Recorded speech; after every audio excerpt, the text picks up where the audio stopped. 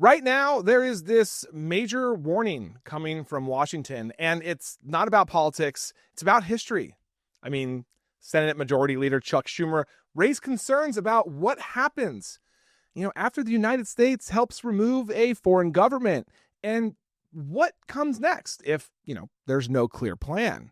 So, look, this is not theory, okay? This is based on a lot of past experience and failures by America. What triggered Schumer's warning? I mean, Schumer recently posted about reporting from the Washington Post.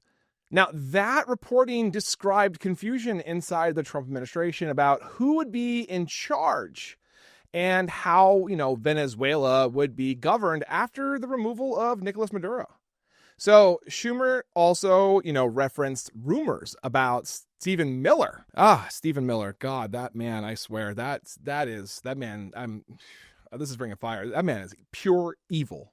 Pure evil. So there's rumors that apparently Stephen Miller might even take a huge role in oversight when it comes to Venezuela. So important fact checks here, okay? I want to really there is no confirmed appointment that I'm aware of at this time. No official announcement has been made. Something tells me they're scrambling like crazy, trying to figure out, okay, so we actually were able to do this, now what?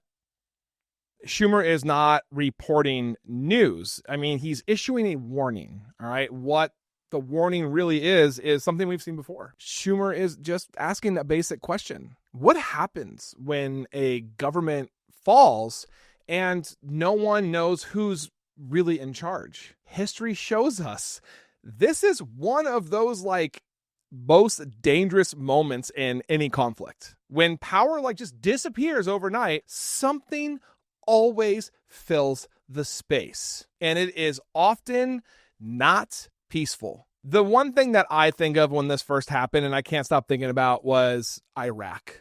And I went to Iraq twice when I was in the Marine Corps Infantry. And I mean,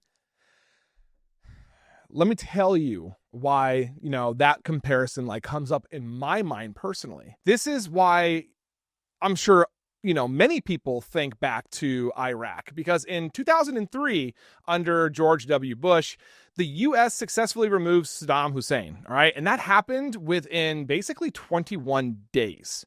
But after that success, the system basically just collapsed. Government ministries shut down.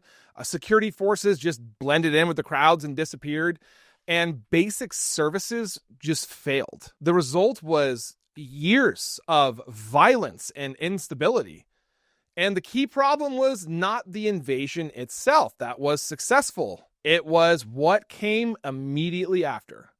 Why regime change is hard to control is something that's hard to really explain, but I'm going to do my best. Okay. I mean, removing a leader does not automatically create a functioning government.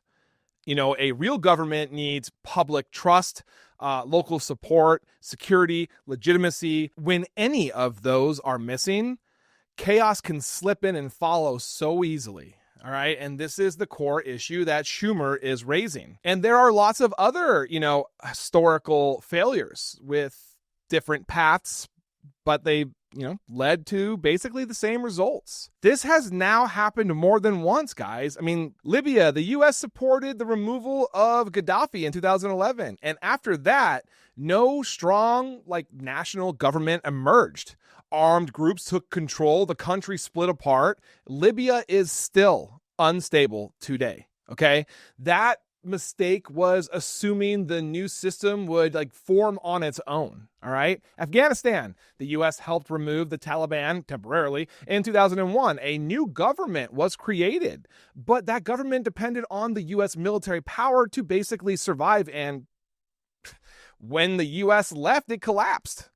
So the problem was not, time or money. It was the lack of deep public legitimacy. All right. Iran, 1953. The U.S. supported the removal of Iran's elected leader. Okay. A friendly government was installed. In the short term, it looked pretty stable.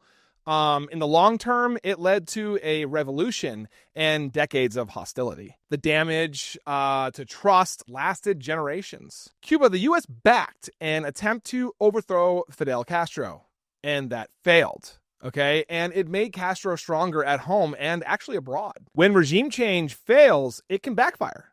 The repeating pattern in each of these cases, the same issue appeared, right?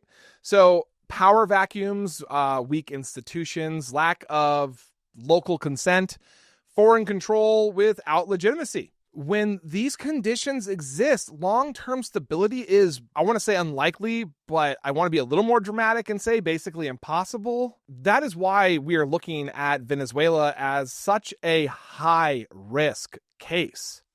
Okay? Venezuela is already fragile on its own. Its economy has been damaged. Its institutions are weakened. Its population is extremely divided. So if the U.S. takes on a direct leadership role without clear structure, it could basically undermine local authority, increase resentment, draw the U.S. into a long-term role like Iraq and Afghanistan. Once that happens, exiting becomes very difficult. Basically, what Schumer is saying is have a plan, be transparent, avoid rushed decisions, and most importantly, learn from history. Okay, so let's look at some final takeaways when it comes to this, all right?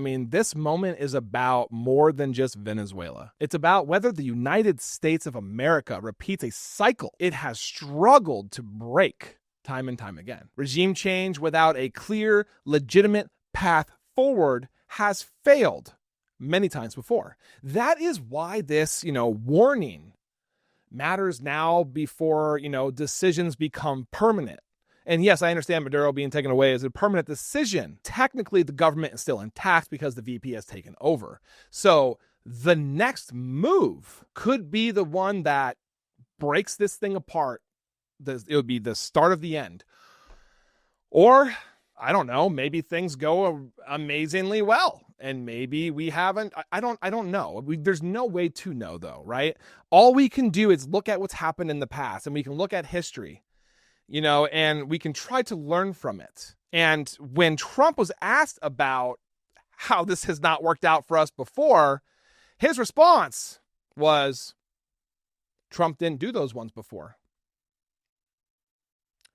So we'll see. Thank you for watching. I am Jared Zisser, and this is Ring of Fire. Please like, comment, and subscribe, and turn on notifications to make sure you are informed about everything important in progressive politics today.